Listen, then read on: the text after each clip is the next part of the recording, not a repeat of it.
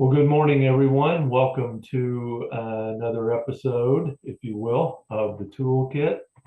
The Toolkit is a virtual business training session that we do monthly. And today's session is called Prepare to Meet Thy Banker. It's supposed to be a play on words of Prepare to Meet Thy Maker. And I had someone yesterday say, didn't you have a typo? Isn't it supposed to be Prepare to Meet the Banker? So apparently it wasn't a good play on words. We do want to thank our sponsors, as always, the City of St. Cloud, Osceola County, OUC, the reliable one, Oscar, and Toho Water Authority. We invite you to make Toolkit part of your monthly business calendar. Next month, March 20th, Sharika Robinson, who is here today on this call from the City of St. Cloud, she is the business navigator, is going to speak on how to do business in St. Cloud. This morning, we're very delighted to have the Vice President of Commercial Lending for Bank of Florida with us, longtime community advocate and a big banker in town, Lori Giambrone. So Lori, you're going to lead us through a few minutes of Prepare to Meet Thy Banker. Well, sure. Well, thank you. What I've decided is banking ties in so much to what phase of your business cycle you are in. So many of you have probably seen the different phases of a business, and it's always important to know, what tools are available to you from a banking standpoint, and it all relates to what phase you are in. And to just cover a few, the 5 distinct phases of a business life cycle is startup, growth, the success phase, maturity phase, and then there are times that you are in the decline or renewal phase of your business life cycle. So in every organization, understanding where your business is in the cycle can assist you with determining what solutions, as far as I'm focused on banking, but I will talk a little bit about others, in determining what you need to put into place, establishing growth plans and development plans for your future. So with that said, we can move on to the next slide, and we'll talk about each phase as we go through the process. You have control, or do I, Dirk, to go on to the next? I do. I advanced the slide. Do you not see the slide advancing? Mine didn't. Does anyone see the? Okay. All right. So let me stop No, it the didn't share. advance, Dirk. Okay. Technology is so cool. All right. So let's go. I can talk. Well, maybe to give you, since I didn't give a little bit of my background, I know Dirk spoke. I have been a banker in Osceola County since 1986. I have pretty much been in every role in banking other than president of a bank. So I started as a teller and have spent the majority of my time in the Osceola County banking, from St. Cloud, where I started, Kissimmee, Celebration, Orlando, but back to my home roots in St. Cloud, which is what I love, and love working with my local community and business owners. So just a little bit of my background. It's almost 40 years. Happens so quick. Do you see the screen now? I can see the screen, and we're still on the slide 1, or the first. Stage 1, startup launch phase, right? I'm not there. Screen. Sorry? I am. Yeah, No, I'm it's not. still on that first slide, Dirk. Okay. Is your cursor not moving to the next slide? Yeah, it's being on right here. Sorry. Oh, okay. Let me stop the share again. Okay. Technology. I know. I'm hosting my first webinar the end of this month, and this is exactly what I'm nervous about. I'm not nervous about hosting it. I'm nervous about the technology stuff not working. Yes. Absolutely. Well, and I did, and also to let you all know, whatever we're going through today, I've shared the presentation with Dirk, so he could share with you after our presentation. Okay, what do you see now? Still Same the, Sorry? still The that, same slide. same one. yeah, the introduction still. Unbelievable. All right, so let's go back up here. Where's Heather? No, this is supposed to be my thing. I know how to do. I was letting him drive because I No, know, you know, some things are not my strength either. Yes. Mine either. Unbelievable. I know my limitations. Well, And that's probably a big part of depending on what phase of your business is in as well. Know where your expertise is and hire other individuals to handle it better. giving up that control is hard, Lori. I know, but Okay, what do you sometimes, see now? Same one. Oh, that's but we do see a impossible. little bit side by side of the slides, or I am. Oh yeah, I see on the right side, it says next slide, Dirk. There we Oh, go. okay. So it said, yeah, you got it. Yep. So stage one is what it says. Yes. All right. Perfect. Got it. You- Thank All you. right. So in my experience, the startup, the launch phase is probably one of the hardest phases of any new business. Because at this time, you know, you're planning your strategically working on figuring out how you're going to sell your business, how you're going to reach to potential investors, because a lot of it needs seed money, and how you're going to get your business name out there. A lot of businesses will seek investors. It's so important to finalize a business plan. Having those business plans is critical to your success. Establishing, if you're in the manufacturing industry, you know, and or manufacturing connections, where, in my opinion, that's where your chamber come in, modifying your business strategy in response to what you're seeing in the market and involving expectations. Filling out the paperwork to obtain a business can seem cumbersome, and again, depending on your industry and your business type is going to determine what business licenses and permits you're going to utilize. We are so fortunate that we have such great resources in this business startup stage. Your local chamber, they partner as well as the city of St. Cloud, have resources that are on their websites. I did put those links in there, you know, and they pretty much go from step A to step B. And we cannot forget the U.S. Small Business Administration. And we are fortunate enough in our community that we have a satellite office that will meet with startup businesses at the city of St. Cloud. Now, from a banking solution standpoint, you know, we offer, you know, small business checking accounts. All banks do, business savings and or money market accounts. Access to credit is so critical from a banking standpoint, or a business standpoint, especially in the startup phase.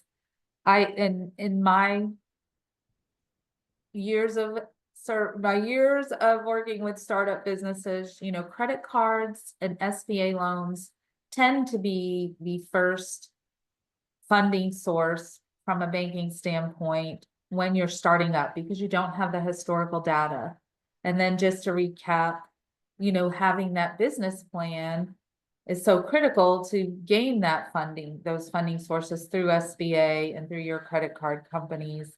And that is where the chamber and the Small Business Administration can really come in. They work hand in hand with startup businesses and helping create their business plans. The next thing the next important stage is, how are you going to receive payments? Most businesses get started and are like, oh my goodness, I don't know what resources are out there. And there are so many through your banking liaison. You know, your online banking now or become sophisticated, where you can establish your receiving payment through resources like Zelle, Cash App, Venmo, also through establishing ACH services, Some of our businesses have, for instance, monthly subscriptions or monthly payments that you can set up auto debit with your customers. And it's also critical to ensure that whatever banking resources that you also have an established, a functioning and accounting software program that is so critical in that startup phase. It's also so critical, it's how you're going to track how you're doing. If you don't have some form of an accounting software established, you don't know where you're going or what you need if you don't know where you're at. And again, the other ways establish a way for payment processing and making payments. You know, you may or may not have payroll. Some financial institutions offer payroll services, but through the chamber, there are members that offer payroll services. In addition, most banks offer when receiving payments, offer merchant services, where that's where you can accept credit card payments. So plugging in to your bankers and knowing and establishing these, and its turnaround time for your funds is critical, and saying payments to your vendors can help save you on costs. So those are the banking resources that could help in this phase. And I'm ready for that. So.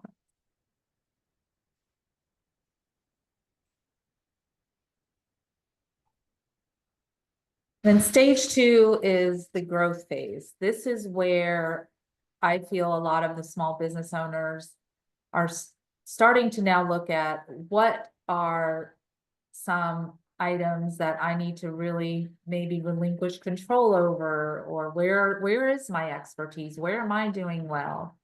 You know, you're starting to see your sales increase. You're starting to see profit and cash flows increase, and you're also growing a strong customer base. You're also starting to build a collaborative team with the skills to benefit the company. And this growth phase can be painful if you don't have all these resources in place. And again, there's also where the U.S. Small Business Administration comes into play in helping in that phase as well. But then as far as the banking tools, again, if you haven't already started savings or money market in this phase, you're starting to build up your capital. You're now in a phase where you can now seek lending, where you're not necessarily in that startup phase. You have some financials behind you. You may need some working capital in order to grow, where lines of credits come into play. You're now, because you have some financials under your belt, can seek more traditional lending and loans and lines of credit. And again, payment processing, you may not have done that in the startup phase, but it also now becomes critical as you're examining your business. How can I payment process more quickly to my vendors in order to take advantage of discounts? You know, a lot of vendors may say, hey, if you pay up front, you know, I'll give you a 10% discount, you know, exploring all of those, as well as how can I also receive my money? You know, maybe you didn't establish the merchant services where you can accept credit card payments. And this also may be a time where you're looking at, hey, I'm in the growth phase. And in order to attract employees, you know, you may be seeking through wealth management services, you know, to setting up 401k plans for your employees to attract your workforce, and establishing your own retirement savings. And back to, this is also the phase where I see a lot of businesses really honing in on, okay, where is my time more well spent? And what professionals can I hire to take over some of these items? Like maybe accounting isn't your strength, and you're now hiring an accountant to help with more of your banking and monitoring your businesses. As you know, that's just one example of where I've seen a lot of small business owners relinquishing that control, because the return on their investment is stronger when they're out there growing their business, marketing, and doing what they do best. And we're on to the next phase. Then once you're in the success phase, owners should decide, at this moment, what they want to capitalize on, their business successes are expanding and maintain it. Steady and profitable, so that may serve as a foundation for future owner endeavors. And again, in this success phase, you're adding more employees and or managers. You're maintaining your successful business while controlling your cash flow. And as I know, I've referenced the Small Business Administration a lot because in my experience, customers that do utilize the resources that are out there and available to them through the Small Business Administration I've seen a higher success rate, and they're free services to our small businesses. At this success phase, you are growing your savings. You're not necessarily needing as much lending, so you're seeking other ways to increase your revenues on your savings. You are still using credit. You may be adding more product lines. You may be buying buildings in this success phase. You also may be adding vehicles to your fleet if you're a business such as an air conditioning business, that you're seeing that return on that investment, be having more fleet out there. And again, some people are now seeking the wealth management resources in the success phase where they maybe didn't in the previous phase. So it's always to keep that on your forefront. And it's critical to maintaining being able to hopefully fund some of your own cash flow shortfalls instead of having to go out and borrow.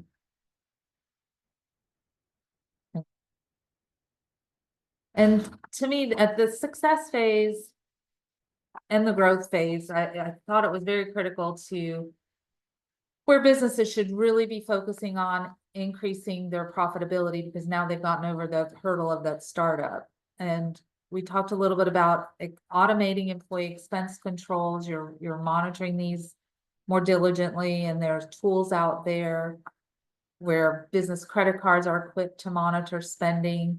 You can set limits, on travel, and limit in cards credit cards are a way to, and are equipped with automated reporting, and that, along with other key metrics, help you to gear towards your sales, upcoming any major purchases. It helps you to get a good handle on your cash flow, and it's also gives you a good sign of the health of, if you're maintaining all of those financial cash flow monitoring systems, it really helps you know where you're at and where you're going. And it also helps, the next way is match your payment terms with your cash cycle. I see a lot of businesses, they're not really paying attention to their turnaround time in their payment receipts. Some vendors, you may have a 30 or 60-day payment. What are you doing in those 30, 60 days?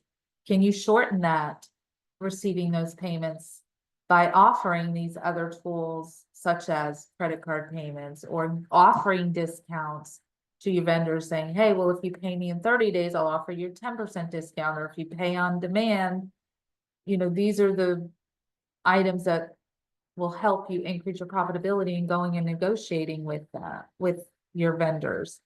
But you have to be strategic. You have to ensure your cash is coming in with your payment terms. Renegotiate contracts with suppliers. I just hit on that. Sorry, it's multifold. And a lot of small businesses don't do that. They're just going status quo, and they don't realize, hey, you've got some negotiating power at that success phase and at the growth phase to go back and revisit those. And again, you're seeing what discounts are out there and available. You may also be looking at how can I reduce some of my overhead by looking at automatic charges. Look through routine monthly expenses. Maybe you're not needing a lot of those routine expenses that you did need in the startup phase, or that maybe you did in the growth phase. You constantly need to be revisiting those automatic items that you may not necessarily need any longer to help increase that bottom line.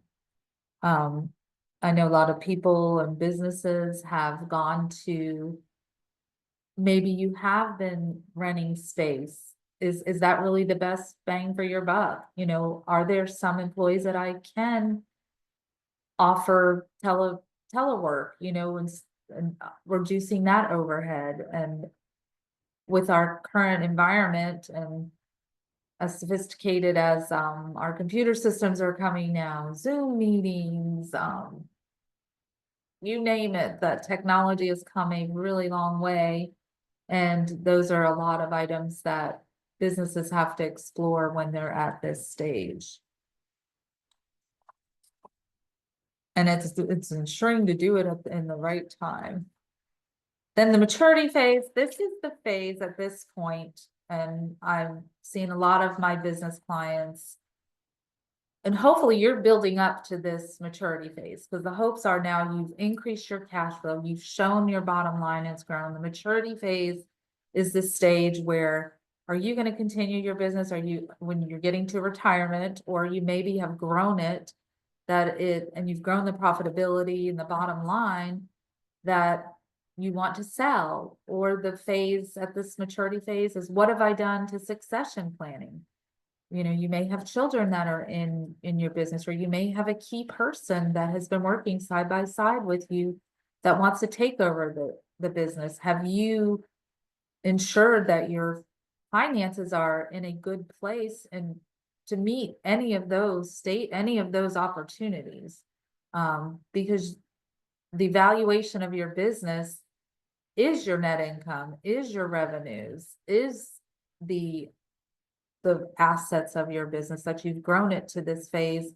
So when you're ready to step down and or exit, that you've done all those proper steps in each of the previous aforesaid stages.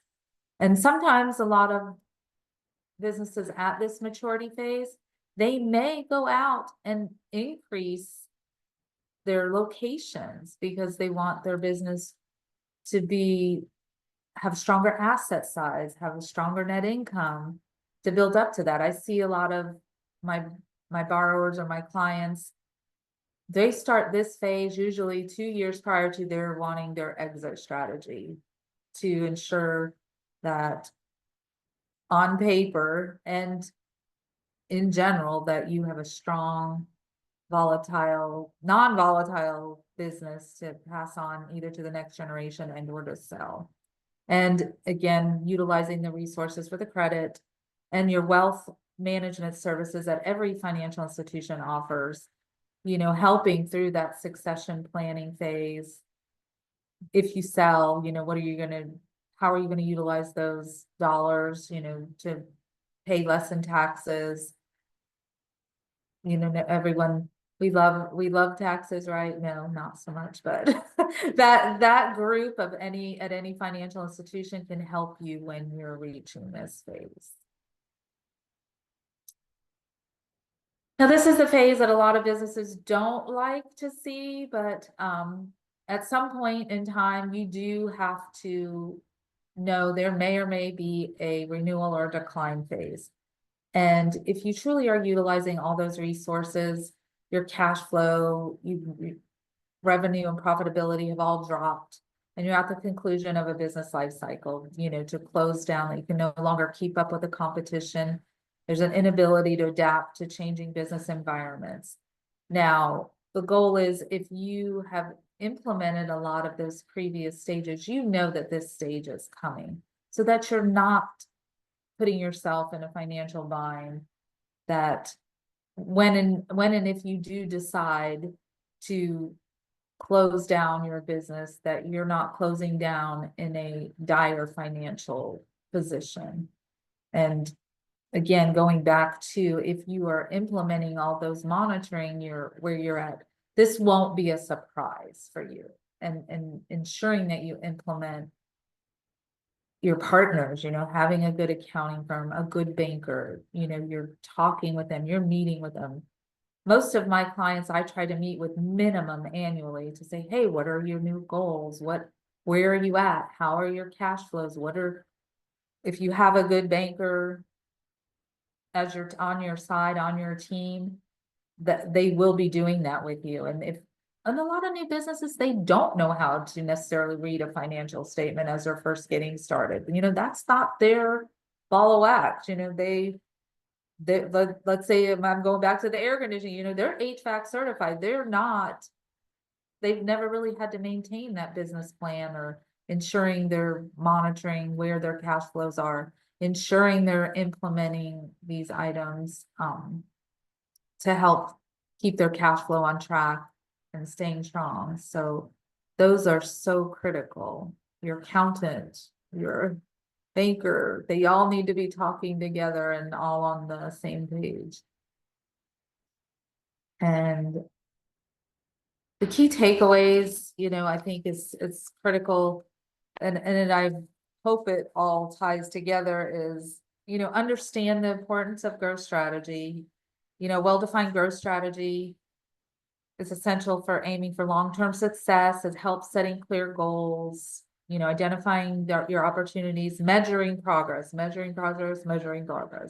Business need to regularly review and update your strategies to meet and align with what the market conditions are and internal capabilities. And then leverage market penetration, expansion when you're in the growth phase, invest and innovate in product or in in product development. You're seeing a lot of AI come on board and plugging in and how to utilize that. I think that's the wave of the future.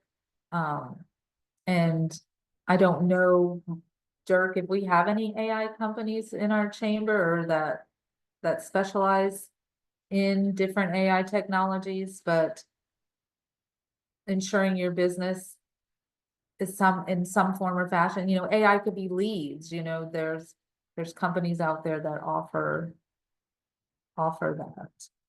Focus on your customer retention. Going back to, as a banker, your customer retention is how often are you reaching out to your top clients? How often are you meeting with them? Because their needs are changing all the time as well.